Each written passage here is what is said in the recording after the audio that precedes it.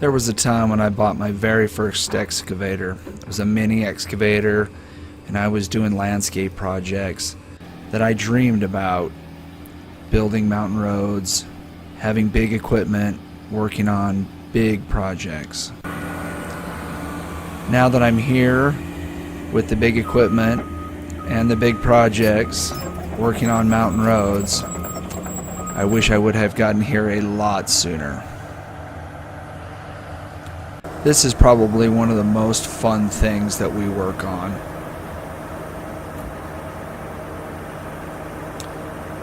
I absolutely love building roads. There's a lot that goes into it, and most of that happens boots on the ground.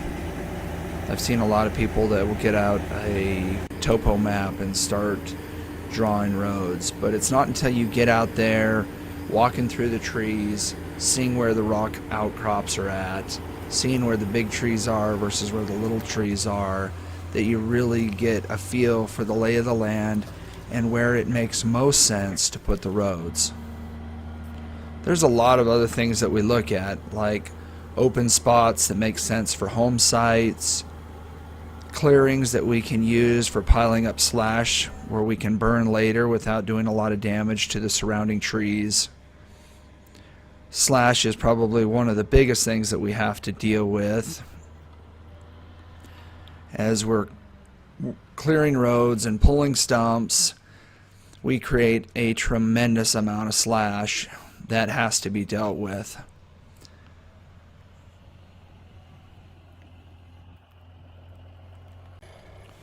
When we start a project, whether it be 20 acres or 40 acres or 80 acres, whatever it might be, this type of work is the very, very first thing that we do, is opening up areas where we can put future roads in. By no means is this road building. It's more about road clearing, opening up the area where the road can go in the future. But even before the roads, meaning the gravel, fabric, the road surface, whatever it's going to be, goes in, there's a lot of work that happens between opening it up and clearing things and putting that gravel and rock down and grading it out and rolling it smooth for cars to travel on. There's utilities that need to go in, and there's drainage that needs to be accounted for, and culverts that need to be put in. There's a lot that goes into putting in a road that's going to last. I've seen people that clear the trees, clear the stumps, and then start driving on it, only to be surprised when the road gets dried out and turns to moon dust, or it starts to rain and snow in the fall and it turns to mud, or it's spring breakup and water starts running and they haven't put in good ditches and culverts to let the water run and the road washes out. There's a lot to consider, whether you're building roads to serve 4 or 5 houses or you're building roads to just serve your own house. Take some time, do some research, and build a road that's going to last a long time. It's better to spend the money up front and have a product that's going to last than to be a slave to that road, repairing it every single year.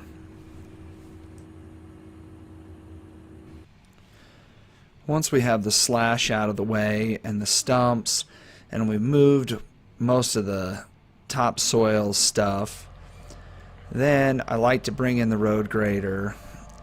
Not that I'm grading a road in the traditional sense of grading a road, but the road grader allows me to clean things up, to sweep the rocks off the road, to move dirt around, to cut the hills out and fill in the low spots.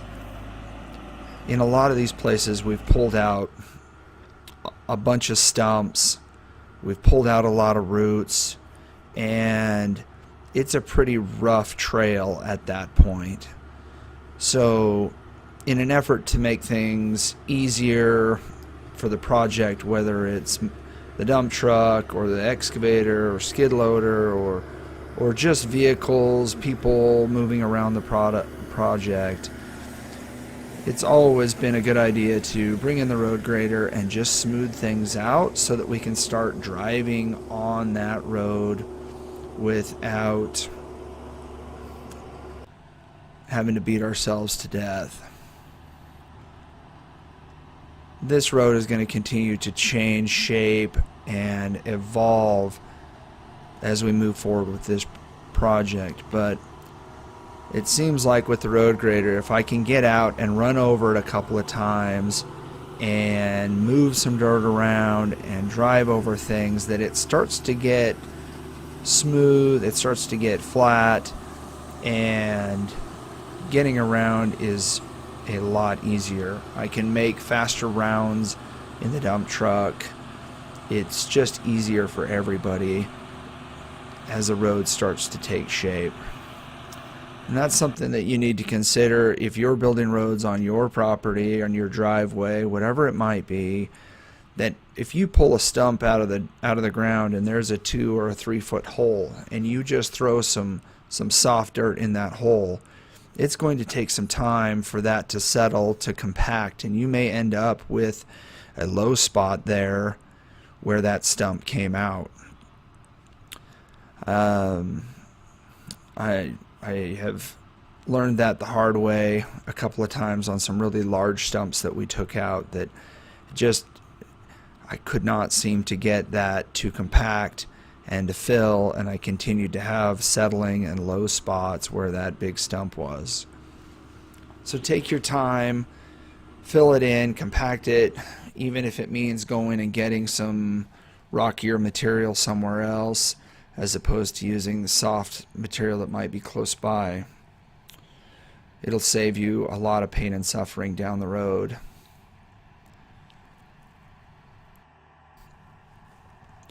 I could spend days out here running around on these roads, grading, smoothing over and over and over again, but the reality is, in a week or so, there's going to be a rainstorm. The whole place is going to turn into a muddy mess. There's going to be ruts in it.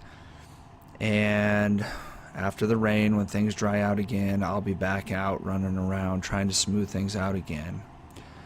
So there's a bit of a fine line between return on investment and overdoing it just for the sake of burning diesel fuel and making things look pretty. But I have found that cleaning it up makes for a lot smoother road if I can start at the very, very bottom of the road and make it flat and smooth, and then start with fabric on top of that and then gravel on top of that. If I start flat and smooth at the bottom and work my way up, it stays really, really flat, really smooth, and we end up with a really nice road when things are all said and done.